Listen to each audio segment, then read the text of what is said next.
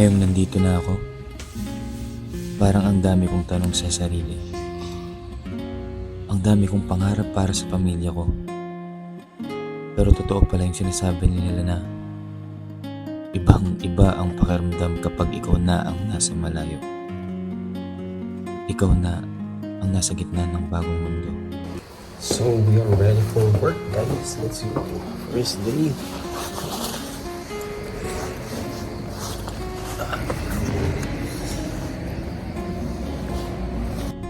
Sa biyaheng to, hawak ko ang bawat litrato ng mga taong nakasama ko sa Pilipinas.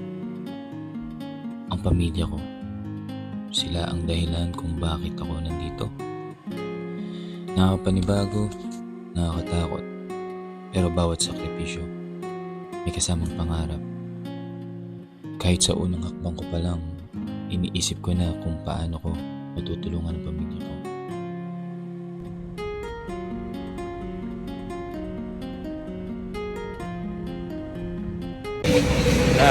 Ang first day of work.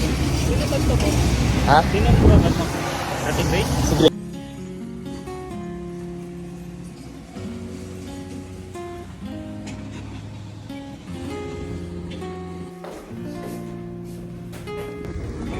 Break time tayo, guys. First day of work, wala tayong nakakausap ng maayos, puro hapon lahat. So medyo mahirap.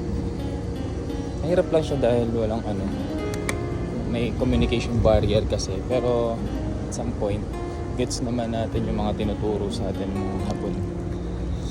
Kaya ito, chill muna ako sa Gedli habang wala pa kasi isang oras yung break namin, kakatapos ko nang kumain. Wala naman ako makausap doon, so tatambay muna ako dito sa may gilid at uupo muna ako dahil nangawit ako sa pagtayo. So ayan, tuloy-tuloy pa rin tayo sa vlog, daily life. Ito yung trabaho dito, nag-aayos ng mga gulong ng sasakyan, mga rim ng mga sasakyan natin, mga high-end na sasakyan natin na sinusupply sa ibang bansa. Dito pala nanggagaling sa Japan. BBS, kung alam nyo yun, guys. Dito tayo nag-work. Alam ko, may mga pagsubok na darating pero pipilitin kong kayanin ang lahat. Dahil ang bawat trabaho, bawat pagod ay para sa kanila.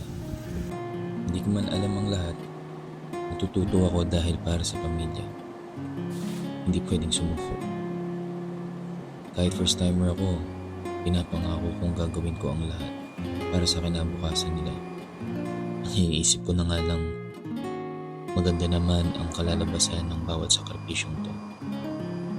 Kaya sa bawat sakripisyo ko ngayon, para sa maliwanag na bukas ng mga mahal ko sa buhay.